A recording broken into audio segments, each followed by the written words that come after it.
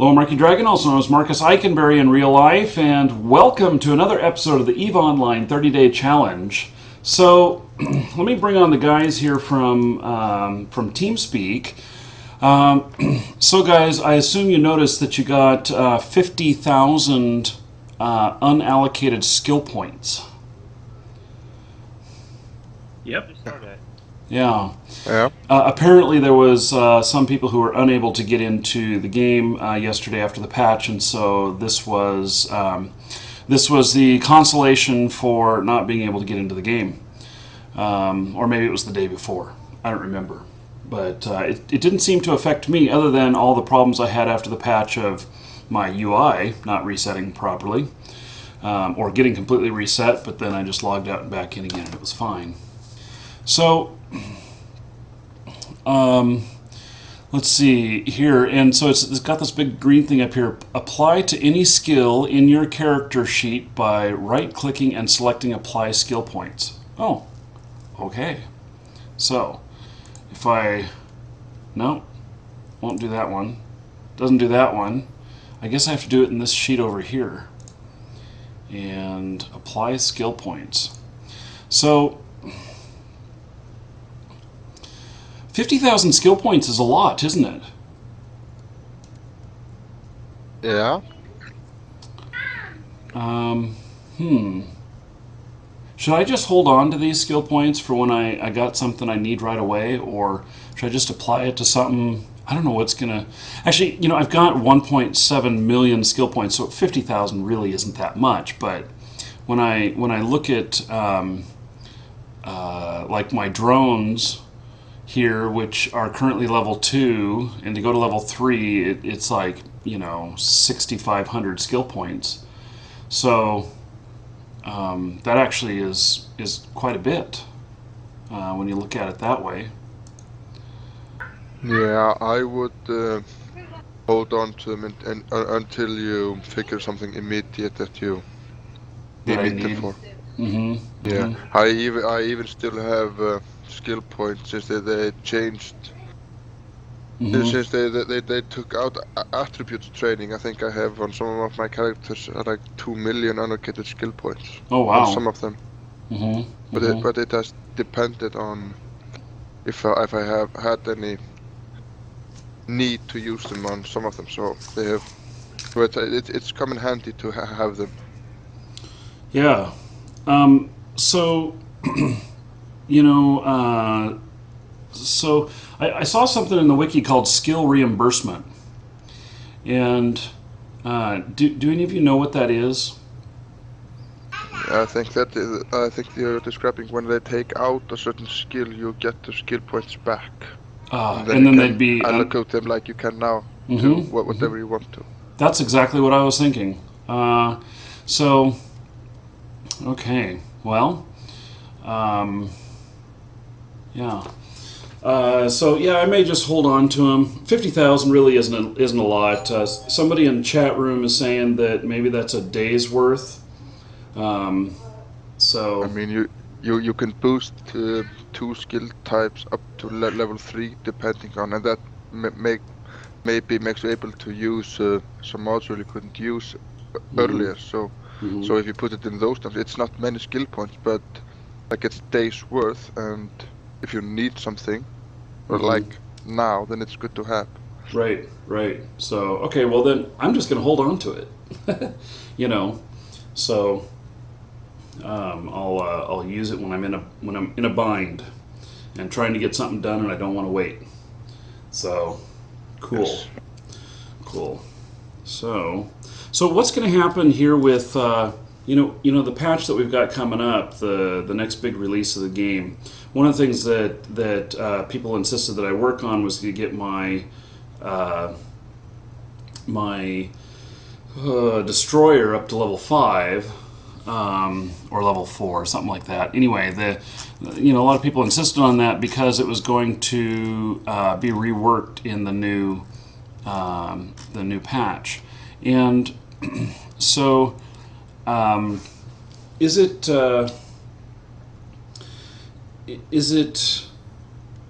when they rework this, they're not just going to cash out those and then tell you, buy whatever race you want or something like that. They're actually going to give us, like, destroyers for each one of the races, right?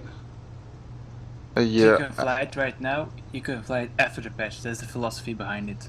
I yeah. see. They're not taking away any abilities you have already acquired. Mm-hmm. Mm-hmm. Yeah. Which is good, I guess. So, Yeah. so anyway, I finished all my skill stuff for Rolas that he wanted. So I don't know when we're going out and doing something, but I finished those, and then he had a couple of other things for me to work on, which are in the queue right now, that were just kind of bonus things. And then, then I suppose, my certificates here, which really goes hand in hand with a lot of stuff. Let's see, open certificate planner, and then claim all certificates. So now I have a bunch more. And we have, what was it? There's one that's just a general. Is it core standard? No, core basic is a general. And then now core standard is the next one. And I guess the theory is that everybody goes in and works on their all their core stuff to just be all around better rounded for the game, for all your skills. Yes, because it boosts boost all of the basic things like power grid, CPU, the capacitor recharge, which is the common thing between all ships. Mm-hmm. Mm-hmm. And with a modular system with energy requirements and CPU requirements of modules, then it's necessary to have those with the power grid and CPU as Mm-hmm. high on your ship as possible. Yeah. You can go into the skills that lower the requirements of the modules themselves, but Mm-hmm. so Mm-hmm. to be able to put better fits on your ship. So, but the core skills boost the basic of your ship. Mm-hmm. Yeah. Okay. So it looks like for standard oh, this is core targeting. I guess I'm a little bit. So here's basic and then standard.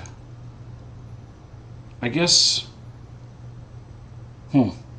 So the green check marks here under basic means that I've completed everything in basic. Is that correct?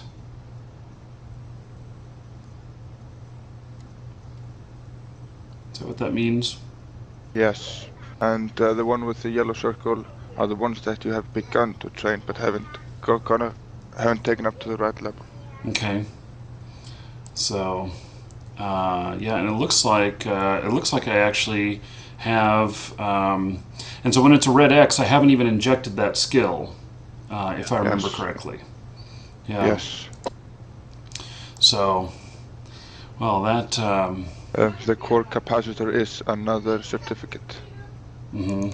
And there you can see you have already started training the energy management skill for this certificate. Yeah, but it it's didn't. red X. But it says core capacitor and there's a red X, and when I show the info, it doesn't have a red X on anything. No, because you haven't got the elite. This is named elite, so it's something I have not a full understanding of this certification system because I began playing long before it came, so I never paid any real attention to it. So. Mm-hmm. Mm-hmm. Okay. Well, it looks like energy management that I've already got underway, or at least, yeah. Okay. And core competency, and then look at all of these things. Now, I guess though that these all look like Galante military special forces and then Amara military. If I'm only running Minmatar ships, would I just focus on Minmatar stuff, or does this matter? Yeah, you focus on the core stuff and the Minotaur stuff if you're only flying Minotaur. Yeah, for the most part. Which, maybe later I'll fly some other stuff, but okay. So then that won't show a. I won't get my green check mark though until I do all of those. Yeah, and some of these are intertwined, like core competency here. It requires core competency, and core capacitor requires core competency. Okay, well, looks like there's a lot of stuff for me to learn still. Yes. Actually, that may certificate never system. end. No. Oh, it takes you like what, 15 years to train every skill in Eve up to level 5? Mm-hmm. And Yeah. it's probably a little longer now with them adding the racial battlecruiser skills and racial destroyer skills. So Although, go ahead. for the new for the new player, it's gonna be a lot longer after the next patch than it's been Mm-hmm. before. But Mm-hmm. I have to say now, though, that I'm actually very appreciative of how hard it is to get all of this stuff put together. And the reason is that, if you look at other MMOs, like we could use World of Warcraft for an example, when we first started, it took me to get up to near the top level. It took me 6 months or so, and I was a very avid player. I played a lot, and and then as it progressed, through time, as years went by, now a new player can really be all the way up to the top in a matter of days. And to me, character development and building my skills and all of that stuff is what I enjoy the most. And if I'm able to just blaze right through it, it's like reading a book that was too short. It's like, well, that was good, but it's over already. I would have enjoyed it longer. So anyway, I just have to say that it doesn't bother me at all that that for some new players coming in, it will take them longer to get to certain points. So anyway, yeah, that way I believe you also get more dedicated players and you are more bound to your tool as you put so much effort into it. well, not only that, but there is a part of this too, which I've bumped into a bit on this challenge, which is I have sometimes exceeded my knowledge of operations. And so I'm going out there and flying around in a ship I really don't know how to control. Which is what's happened and everything. And if you can accelerate the skill training really fast, then a lot more people would end up out there in possibly expensive ships that they don't know how to control. Yeah, that's one of the biggest mistakes a new player can make is rushing for the bigger ships like a cruiser or a battleship even, and then not having the skills to fly it and then losing it and then spending all their money on that one battleship and Right. losing it, and then they can start all over again. Right. Yeah. Yeah, the only ship I was told to kind of rush up to was battle cruiser. Because it fits the same modules as a cruiser, but it has much stronger tank. So, but up to battleship, I didn't go until much later. So, because if you're mission running level 3 mission with not that many skill points in a cruiser is really hard. But the small step up to battle cruiser, and it has much stronger tank and more DPS, makes it a lot easier with the same amount. So in certain cases you can go fast to some ships for some purposes, but like in PvP, like for you should just stay with the small ships to begin with. Like if you would Right. try to with this few skill points on a battlecruiser in PvP, you would just be a big, slow, badly tanking target.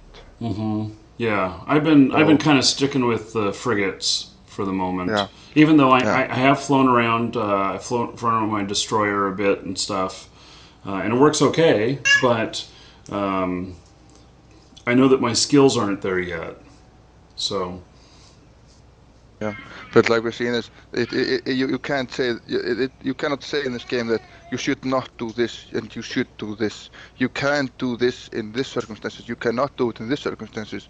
So it also multiplies the possibilities of how you can do things. So you can do it in this case, but you cannot do it in this case. So makes the game gives the game much more depth.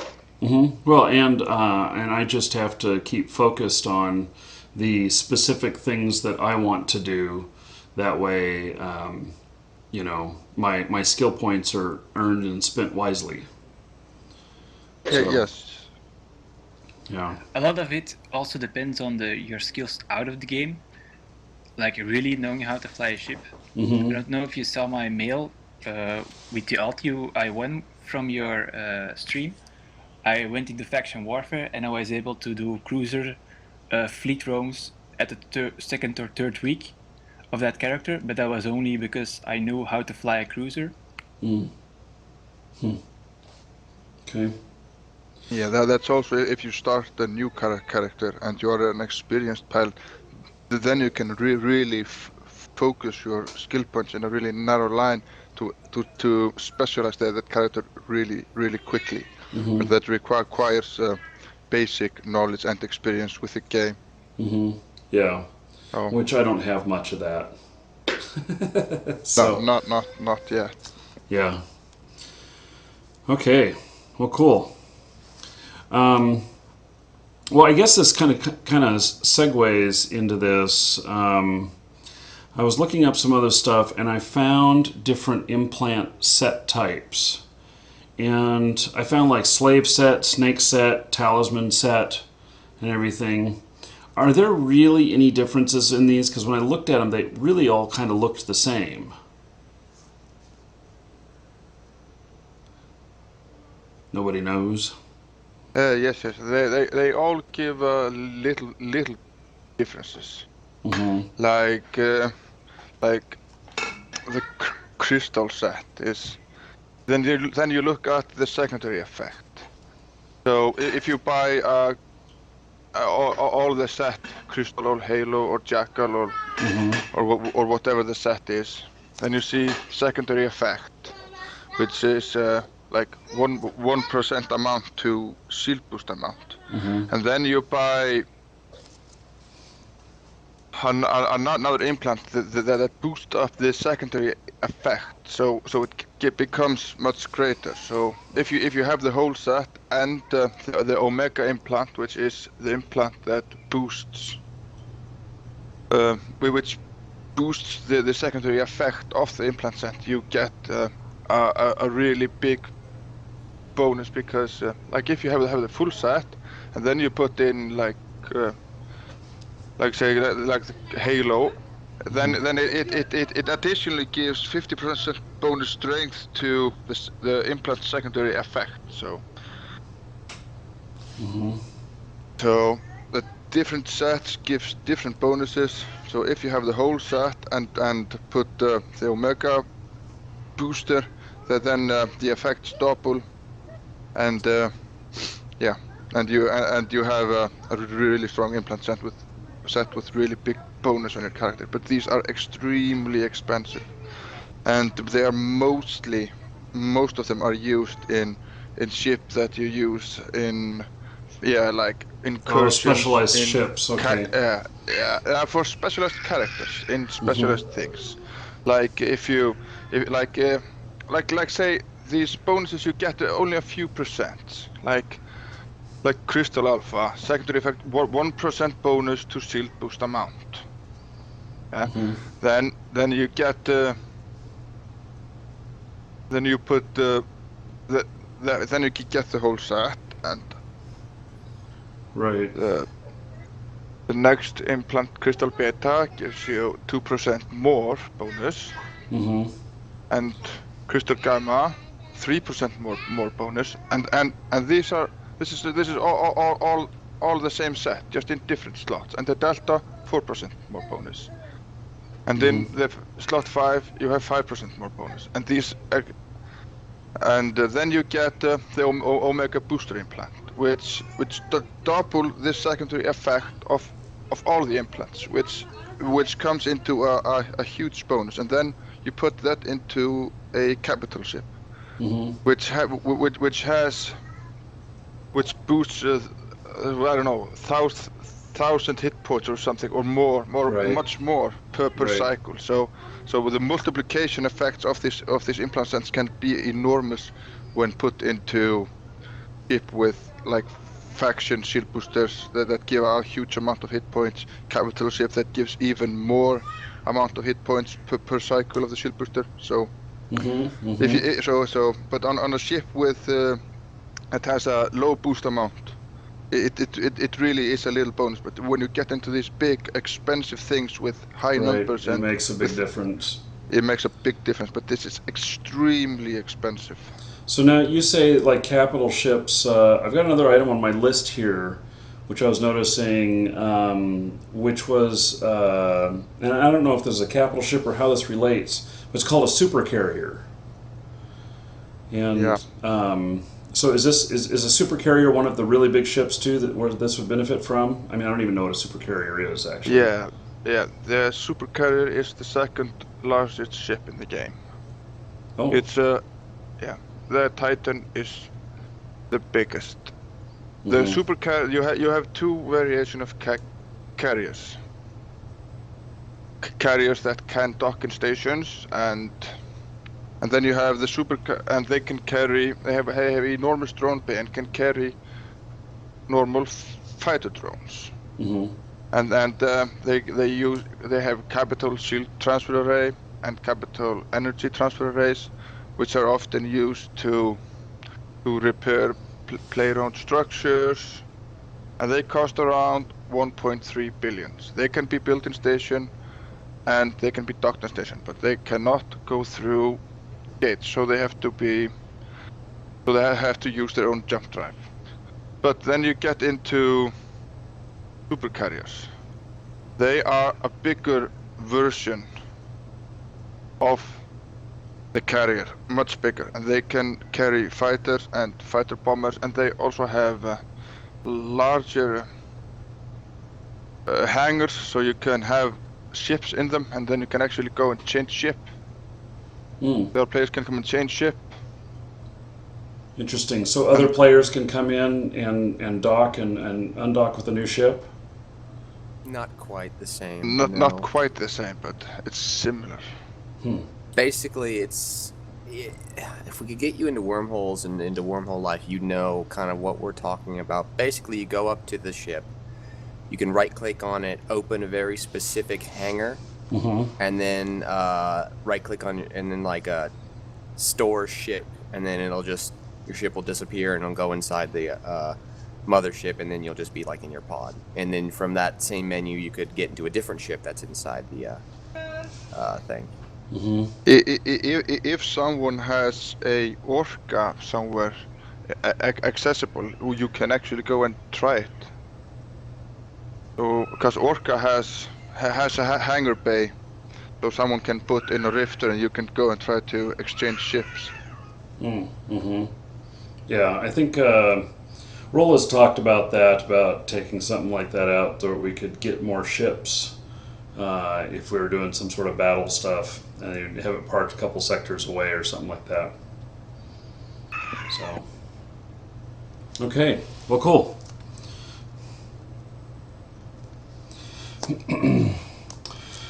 Well, Markee, right yes. now we got a guy in fleet. We got a guy in fleet with an Orca, and you can check out the hangar bay if you want. Oh, we do, huh? Spy. Where's the spy? Let's see here. In fleet. So, the Air Hogs mining fleet? Yeah, that one. Okay, so I'm sending a request to join the fleet. It reminds me not to attack my own members. As if. Okay. One time I saw this movie on YouTube, I don't even know where it is anymore. It's probably buried somewhere. But it was a guy joins a fleet to mine. He's kind of like in local asks, "Hey, you guys mining? Yeah. Can I get a fleet invite?" Sure. And they just invite him, and he gets into a combat ship and goes and kills them. Mm-hmm. So never invite random people to your fleet. It's a bad idea. Yeah. Okay. So now, is this person right here in the sector or something? Or I'm gonna have to go find him, right? You can ask him where he is, and then usually they'll tell you. Isn't there a He's in warp the too, corp though? chat. Not through different systems, only if you're in the same system. Oh. Okay. So There is a way to figure out where they are, but I think you need to be a fleet commander or something like that. Mm-hmm. I'm going to clarify I see. that what you said was probably based on the old fleeting system, where if you were fleeted with someone, then it acts like you're in the same corp. You can't do that anymore, so it's actually safe to fleet with random people in HiSec. In HiSec, yes. Okay.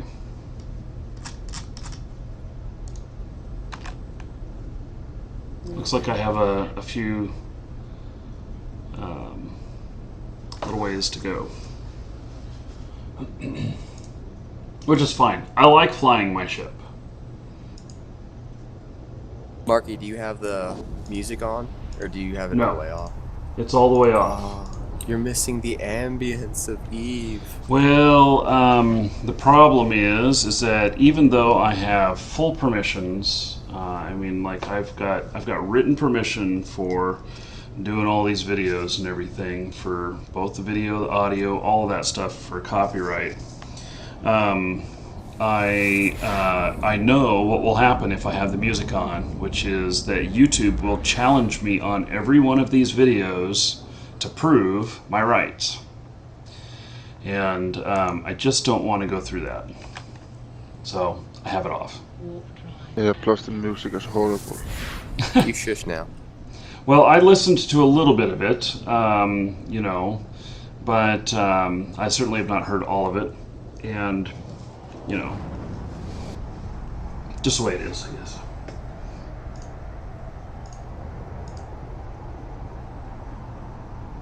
I've heard a lot that the music in Eve is horrible, but I find it really relaxing, and then the mission music is worth listening to. Just if you were watching the FanFest stream with the symphony, there people were just saying, I want this, throwing money at the screen, I'm not getting anything. And so they did put it in, you know, to the collector's edition. Mm-hmm. Some people cried during the symphony. I don't doubt it. You know, I can tell you guys a story about, I've been to, God, what is that symphony? Gee whiz, all of a sudden I got a mental block. Where they play all the video games live. So I've been to that a few times. I've met Tommy Teledarko, who's the conductor, the guy who created the whole thing, and I went with my mom one time because they were coming to Portland, and my mom has season tickets to the symphony, so she gets into all the stuff going on there. She just has like dedicated seats or something like that, and so it was pretty funny because I don't know if they do this at, you know, all the symphony halls or whatnot, but, you know, she has her season pass and stuff, and so I'm like, well, let's go to this. And so she knew kind of what she was in for because she knows I'm in the video game industry and everything. Well, when we got there, it was pretty funny. You know, we were dressed nice and everything, but there was people who showed up in anime or cosplay. And so here there are, these people in tuxes and their gowns and everything, standing right next to people in cosplay. And they're looking over at them, not sure what to think. It was pretty funny. It was very amusing. So, you know, it was mixing a couple of different aspects of society that do not normally mingle. And how was the concert? Oh, it was excellent. absolutely excellent. So it's been every time they go around and they give all the music to whatever symphony they're going to play at, and then they bring all these laser lights and these projection systems and all this different stuff, and they show the video games, the music in the video games, and the symphony orchestra plays them, and it makes such a big difference that it's really amazing. So it becomes a total work of art at that point, more so than when you hear something like old Mario Brothers and stuff that's just MIDI, and then they play it at the symphony. It's a whole new ball game. So it's pretty fun. We should all go sometime. The Legend of Zelda one, Markee? I have seen some Zelda stuff done at Video Games Live. Yeah, they have a concert directly for The Legend of Zelda, and that is completely awesome. The symphony is great with that. Probably one of the best I've seen. Yeah. It's kind of like when Metallica played with the San Francisco Symphony. That you're used to all this hard rock and everything, and then all of a sudden you hear violins and cellos and all of that playing it. And It still sounded good.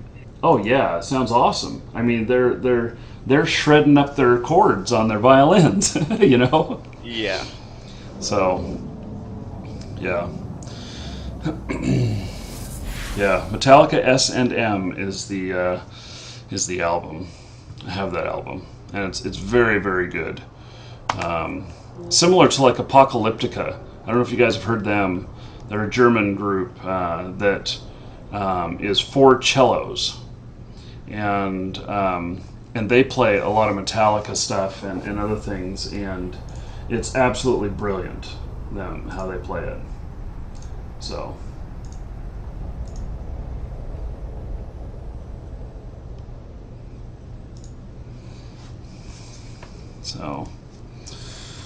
Anyway,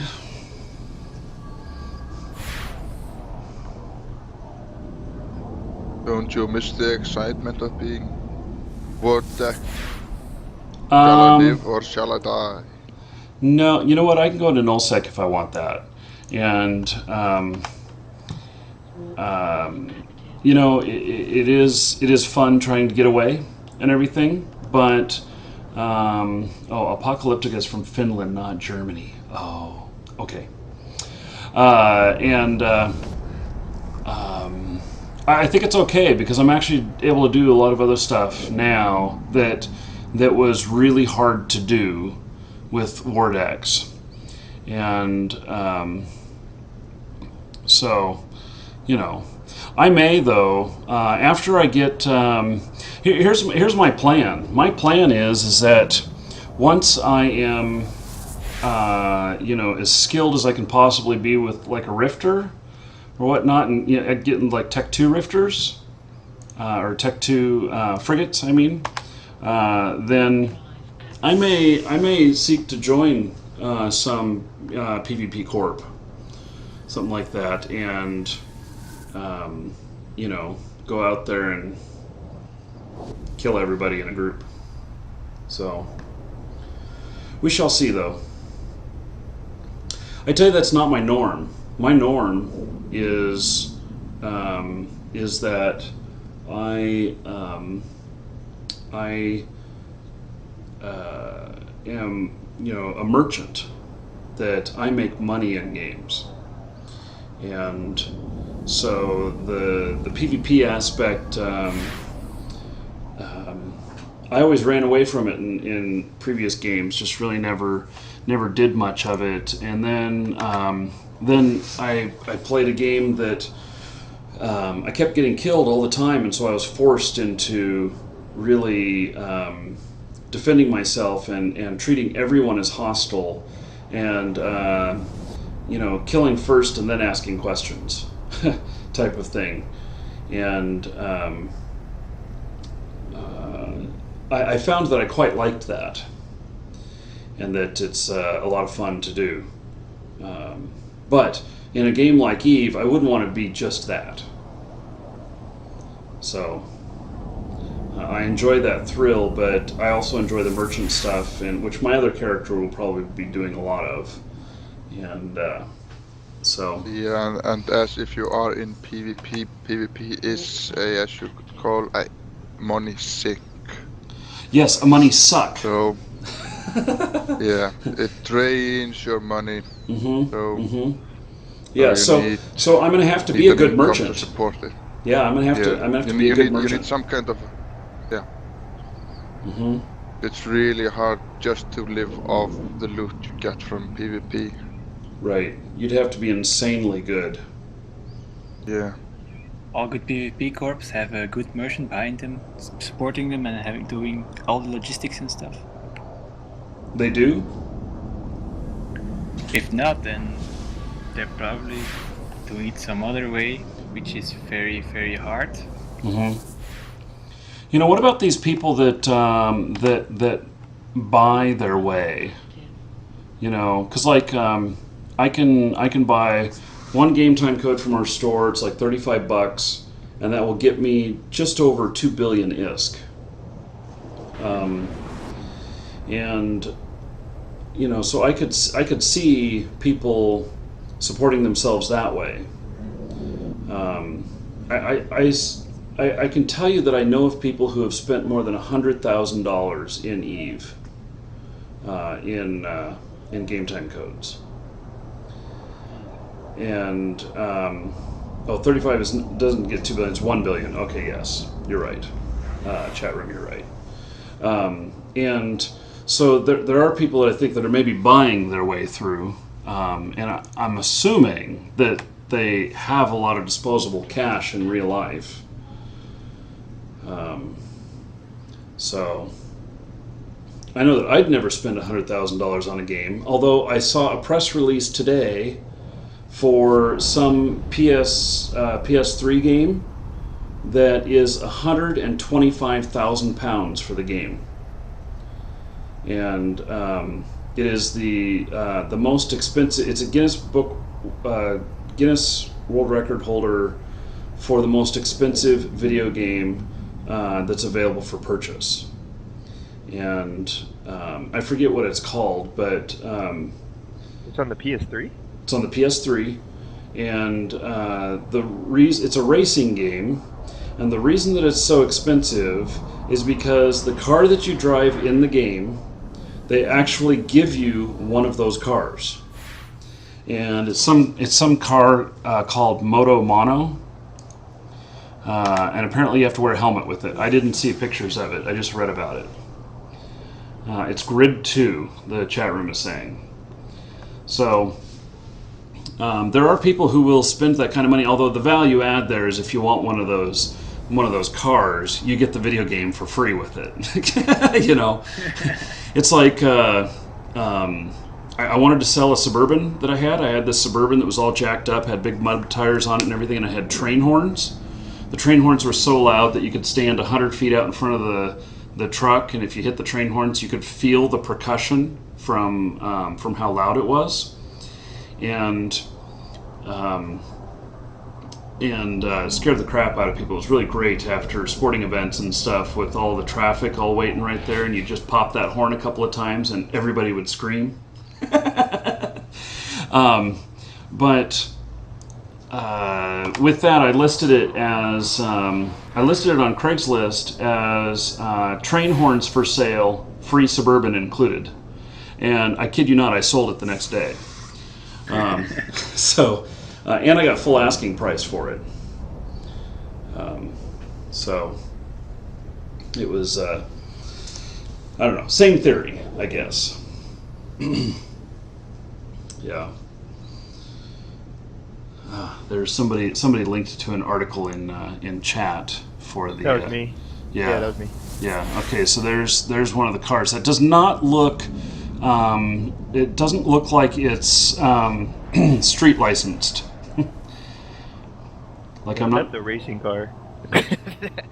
That is an expensive ass car. Yeah, it's pretty neat looking. Looks like a go-kart. Yeah. Well, that's Yeah, definitely goes faster than that. 0 to 60 in 2.8 seconds. Yeah, it's 280 horsepower for that little ass car. That is retarded. Yeah. I mean, seriously, Jesus. Yeah. So that's cool, though. Yeah, that's cool. I didn't know about that. So I'll be happy to buy the edition of Eve that comes with your own spaceship. Yeah, most definitely. So, yeah, or the edition of Eve that that comes with a ticket to ride Virgin Galactic. Wouldn't that be a promotion, huh? Virgin Galactic tickets, I think, are around 10,000. So I thought there were more than that. Maybe I'm thinking of what the target price is once they have it open to the public. So I've talked to Richard Garriott about it a little bit, and because he owns the company that, or I don't know if he still owns it, but he founded the company that takes civilians to the space station. The guy from Virgin Mobile, right? No, that's Richard Branson. I thought he was the one who did that first. No. Richard Garriott had, he started a company called, Adventures Unlimited or something like that. And one of the first things they offered was trips in a submarine to the Titanic. Oh wow! And then they also do treks to the North Pole, guided treks to the South Pole. I mean, and you can go into space. And there's only been about 4 or 5 people that I think civilians that have gone to the space station. When he did it, he was the second person to go up, and his cost was $35 million to do it. Jeez. So. Anyway, I talked to him a little bit about, he's a big proponent of civilian space travel.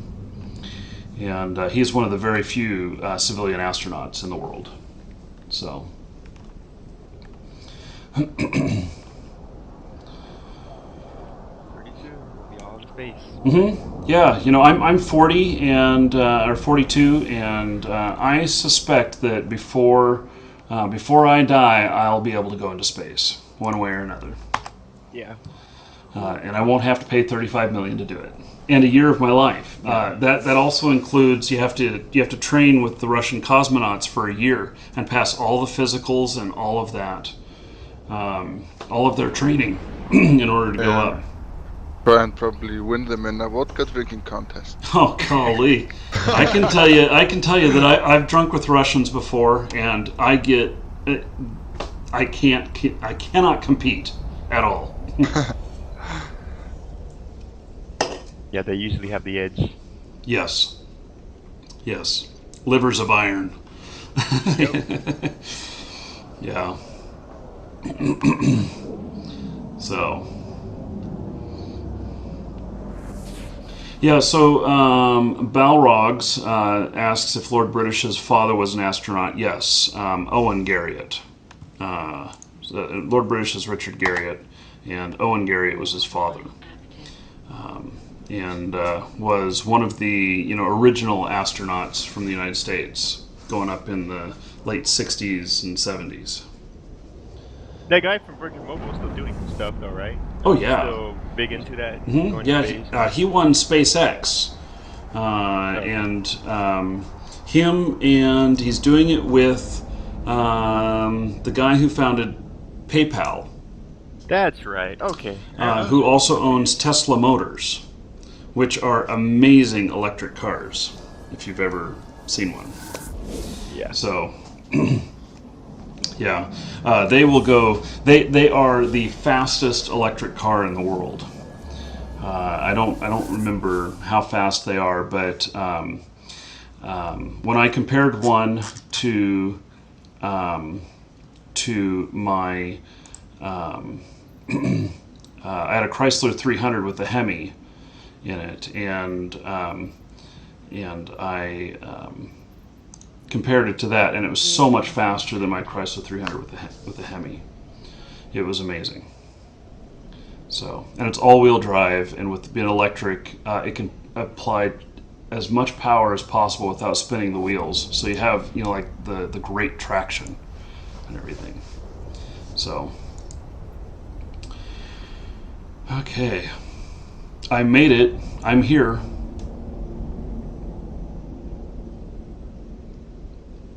Yeah, but only for 90 miles.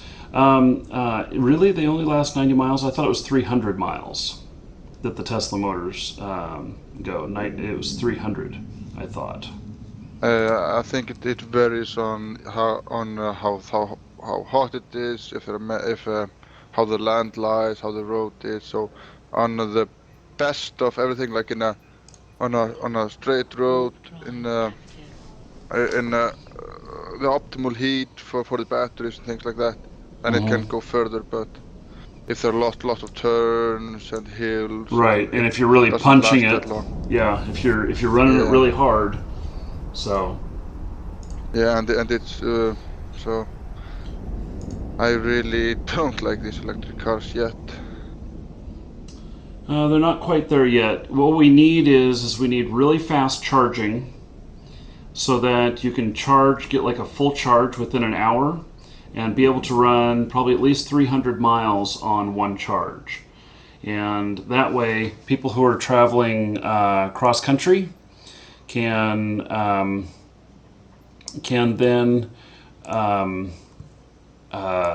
stop for a dinner break, and while they recharge up, and then keep on going if they need to. Yeah, So, they were developing. Is it called capacitor or something? It's like in electric boards things like that. You can get the voltage up really fast, and then like for fast recharge, and then they're trying to develop it so you can take it slowly out of it. I think it's called capacitor or something. It's on electric boards and on motherboards and things like that. Have you ever played with capacitors? Have you ever charged one and then touched it to metal and seen what happens? Yeah, no, I had a one-use camera with flash and electrocuted my brother with one. Yeah. Yeah, it's pretty funny. You can, you definitely can, you can hurt yourself with one of them. That's for sure. Yeah, so, you can stop your heart if you're not careful. Yeah. So, okay, so I am here. We've got our guy. Let's see, what's his name? Depolta. He's probably not here on TeamSpeak, though, is he?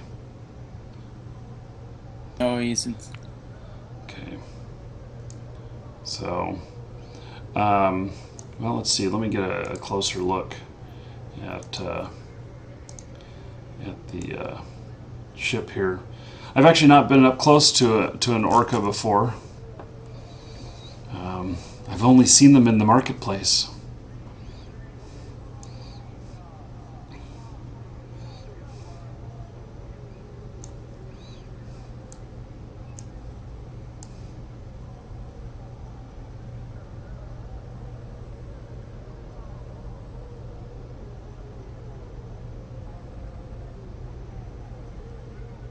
So, what would he be doing out here all by his lonesome? He's giving boost to everybody mining in Gorham right now. Everybody who feeds with him gets mining boosts. I see. Okay. And then, let's see, we're in 0.6, so it's pretty well protected space. But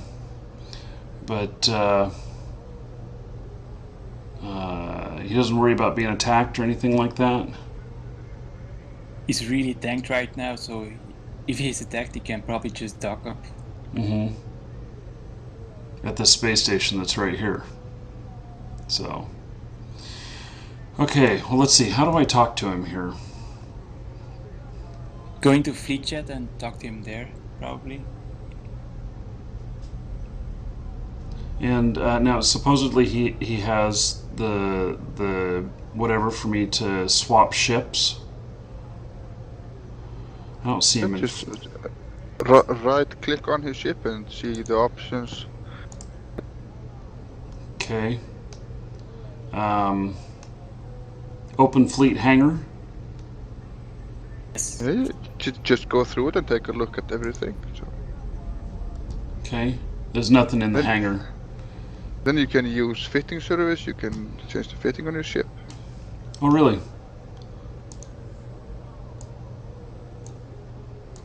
So if you had modules in your cargo hold, you can refit your ship in. Mm-hmm. Mm-hmm. Okay. Interesting. And that's essentially the same way you do it in a wormhole or with a carrier or with a mothership.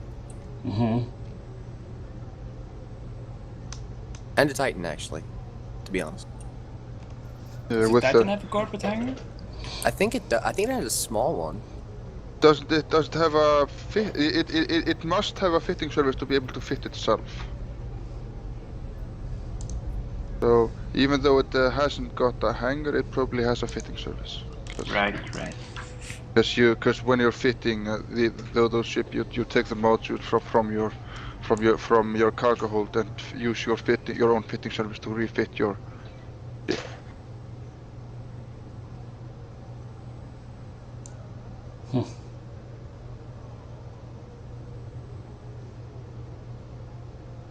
Okay, well, that's interesting. So, Markee, yeah. I'll try and put my ship in, and you try and take it out. And we'll see how that works. Oh, okay. Just approach him and stay at 0. You don't need to be burning around him at full speed. Why not? Because when changing ship while moving 2,000 meters per second is, I think it would be a bad idea. Oh, I'm gonna bump him. Darn it. Sorry. Sorry, bud. If you're watching the stream, I didn't think about that. Okay. Yeah, if you would do that to a Titan in Nulsik, in some cases you would be destroyed for it Oh. and potted by your own team. Mm-hmm. Because Titans move so slowly, if you just Yeah. bump them out of alignment or something, it could kill the Titan. Somebody Yeah. could kill the Hello. Titan at that moment. Yeah, Brian. Hey, Brian. Never bump the Titan. Yeah, we will explain. Then your team will kill you. Yeah. Never bump the Titan. Always warp in at range and orbit at least 5,000.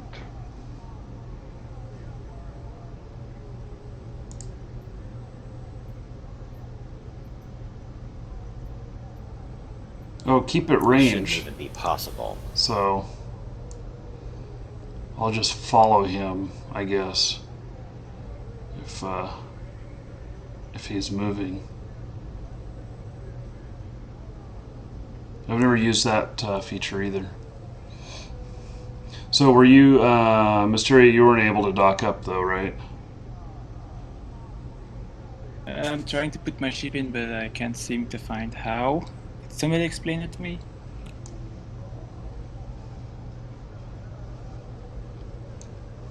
How to put ship in so that he can dock and. Yeah, that's what I think I was gonna try. Yeah. Yeah, I think if it's like all other capital ships, you need to be in station and then put it into the maintenance bay. It's called ship maintenance bay. Yeah, You can do that in space as well. You need Yeah. to be in the fleet with the ship, and he needs to give. He needs to make the ship maintenance array public. It is not accessible, so Marcus is not able to store it then. Yeah. Of course. That's fine. This is cool. So this has been interesting. A little bit of learning experience here. Yeah, it's like in carrier, super carrier, you can store ships and you can throw them out as the owner of the ship who's transporting the small ships and vessels, but you need to give privilege to the fleet that they can store ships while they are in space. And you need to be in a fleet at least. Mm-hmm. Okay. Okie dokie. Well, I think what I'll do is I'm gonna. It's probably the end of this episode. I'm gonna dock up at this place right here, so I'm not just floating out in space while. I see you're back in Gorham. Yeah. I came out here to see the orca. So okay. Swimming through space. So. Okay, well, that's it for this episode. Those of you who are watching live, hang on, don't go anywhere. We're going to do some drawings when I come back. And then those of you watching on YouTube, well, you just have to wait for another episode tomorrow. Be right back, everybody.